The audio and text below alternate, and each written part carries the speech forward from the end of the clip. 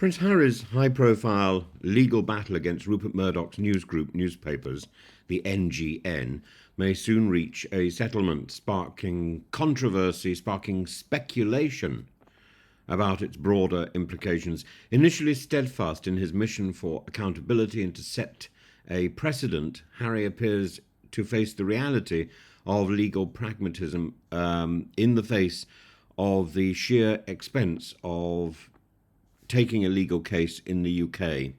In the end, as Hugh Grant found out, it was more expensive to win than it was to settle.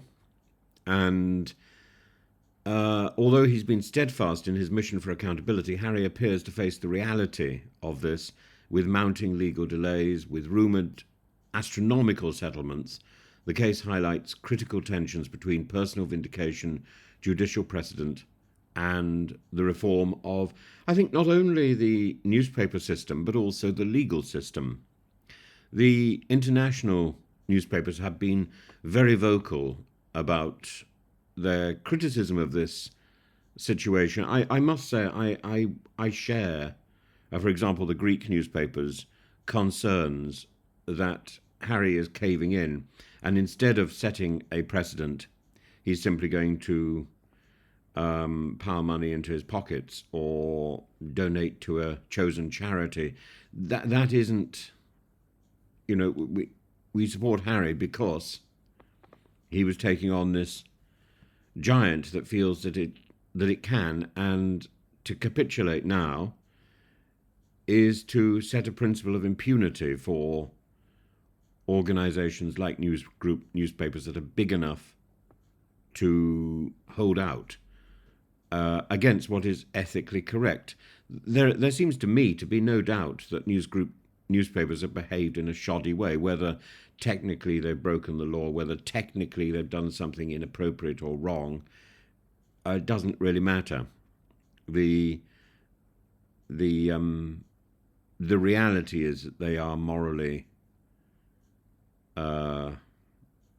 dodgy, and they've collected stories which are morally questionable in the way that they were acquired.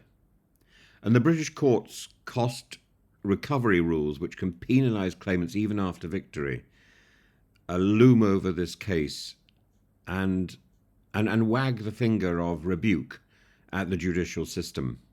These mechanisms often force claimants into settlements, discouraging a full airing of grievances, discouraging the proper legal process.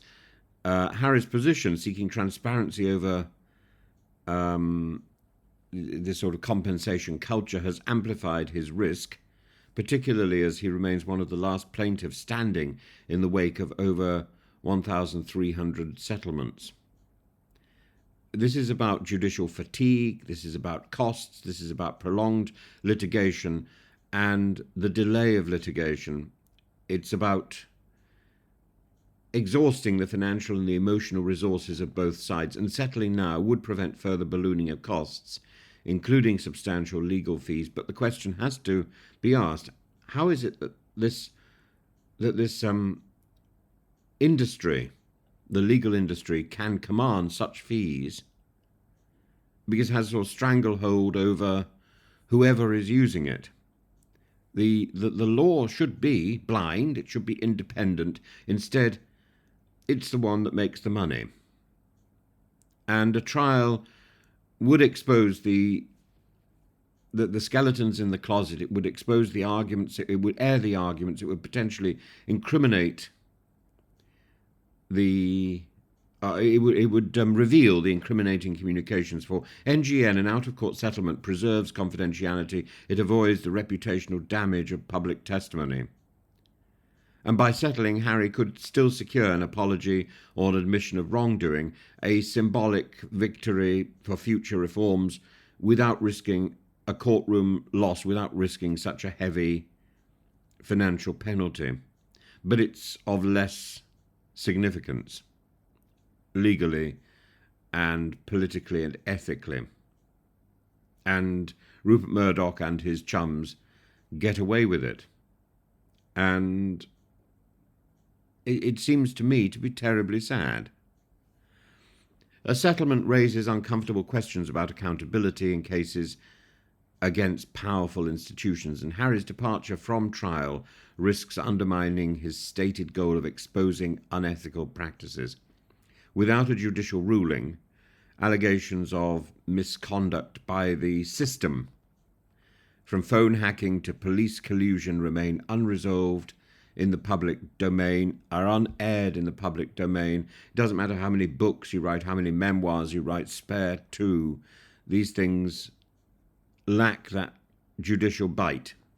The law knows it, Murdoch knows it, and Harry knows it. Trials establish legal benchmarks, legal precedents. They offer clarity on permissible media conduct.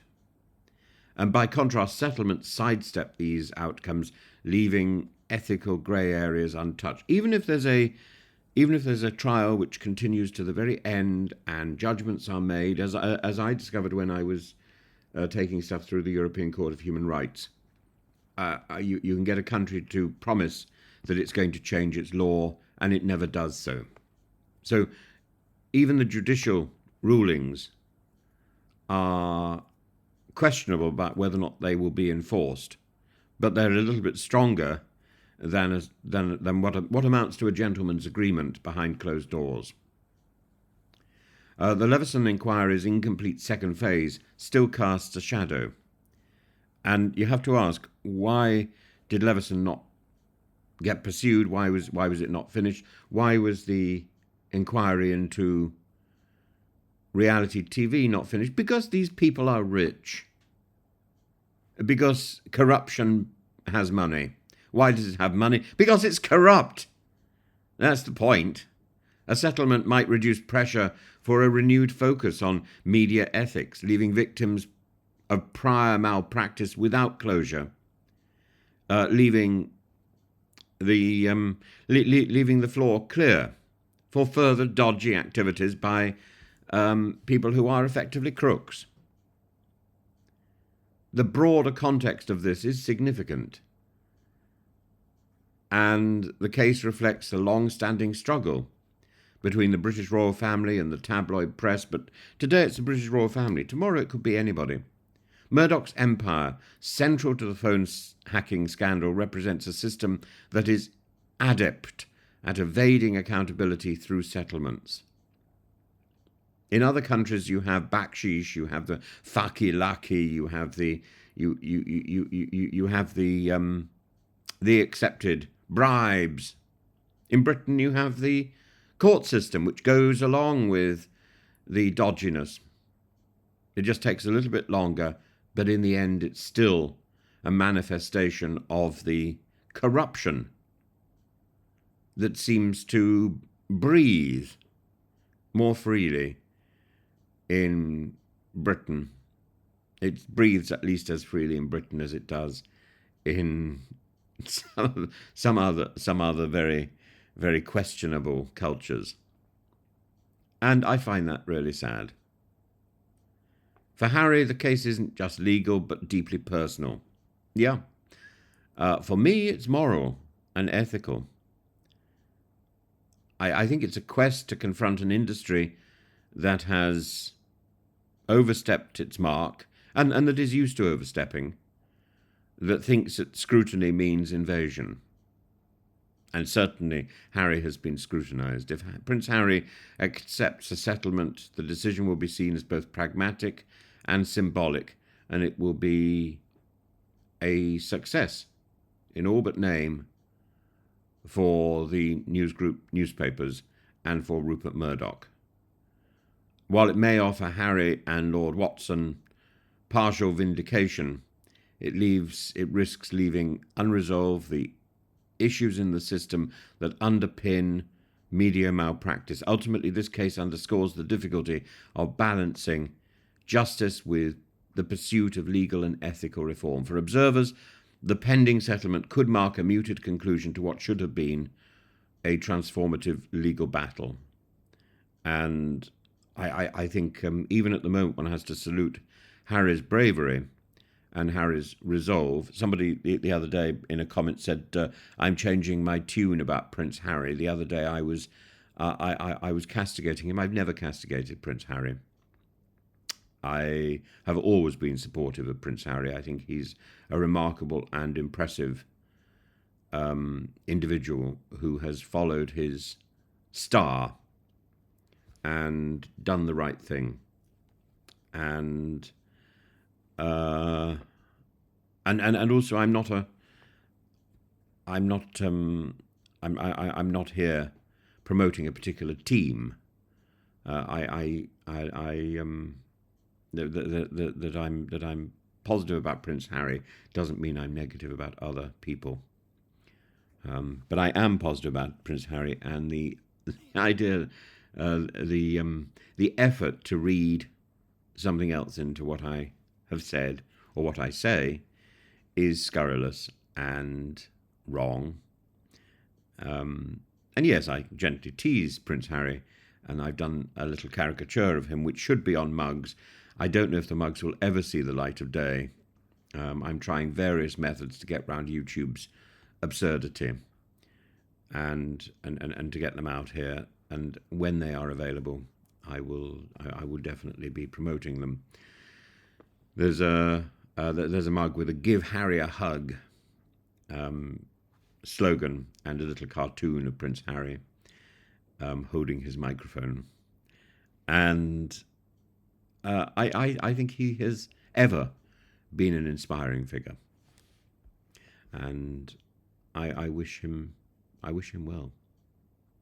That said, I've got a copy of Spare. I've read it. I think it's drivel. It's appallingly written, but I can hear his voice every so often in it, not easily. And there are other people who could have ghosted his memoir, his autobiography, for him. I would have done it very happily, and it would have sounded significantly more like him. But there we are. I'm sorry he took advice from somebody who is really not capable of channeling the Harry vibe.